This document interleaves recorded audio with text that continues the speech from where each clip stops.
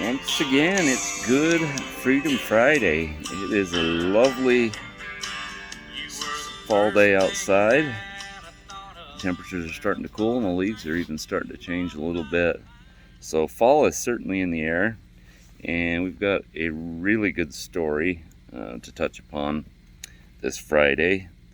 I got to refer to some notes here, so apologize for looking down. But the story comes out of North Dakota. Okay. The AP, the Associated Press, as well as Fox News, a handful of others reported on this story. CNN, NBC, ABC largely ignored this story. But here it goes. The story occurred in North Dakota. 18-year-old North Dakotan Cayler Ellingson was allegedly targeted and killed by a drunken 41-year-old motorist, Shannon Brant, following a political argument, according to court documents that revealed Brant's account of what happened. Brant, who initially fled the scene after hitting the teen with his SUV, told police that Ellington had belonged to a Republican extremist group. So the dead person here was a Republican extremist, according to the perpetrator here. Now, let's start back to what started unfolding over 18 months, a year and a half ago with January 6th. What was the big catch point with January 6th? Well, as the news media and the January 6th, the very objective January 6th investigation committee, I might add, pointed out that Donald Trump said some things that were very dangerous, that were tantamount to insurrection, causing people to do dangerous and horrific things, putting people's lives in danger.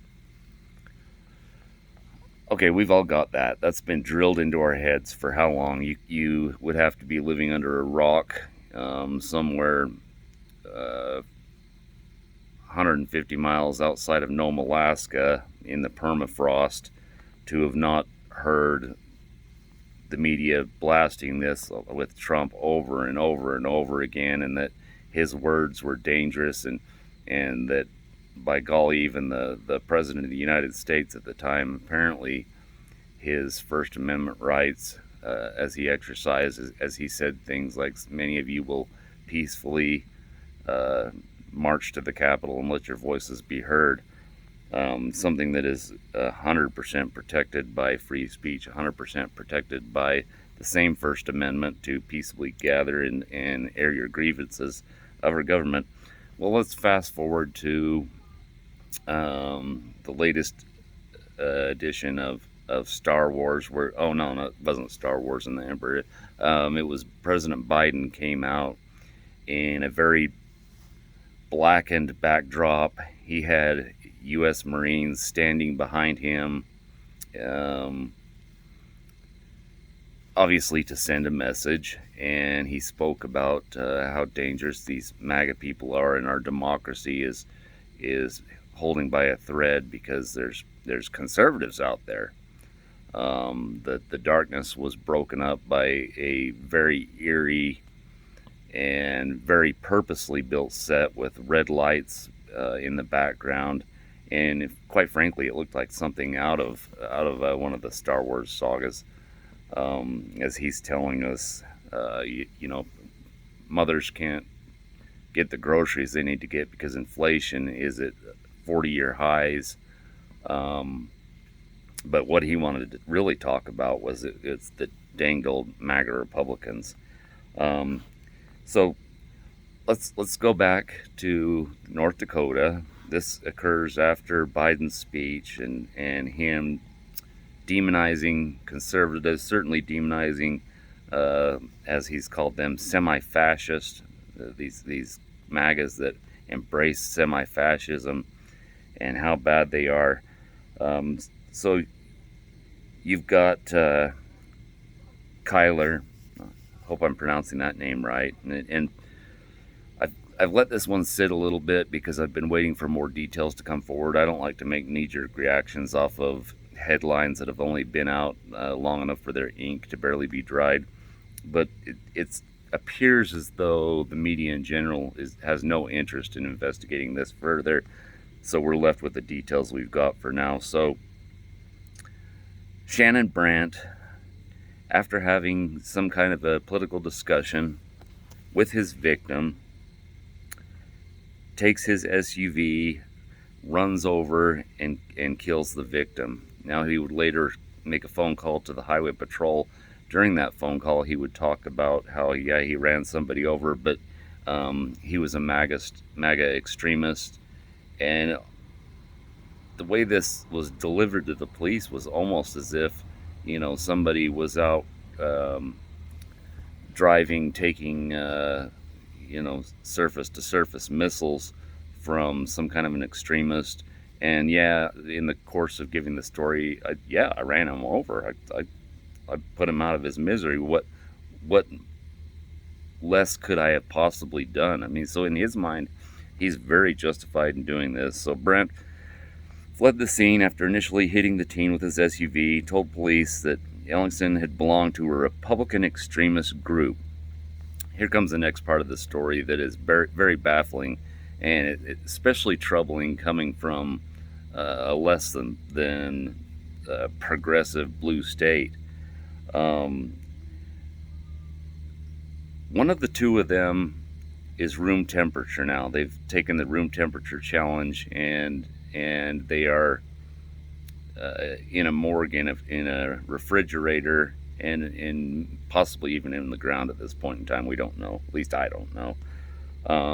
One of them is up and going.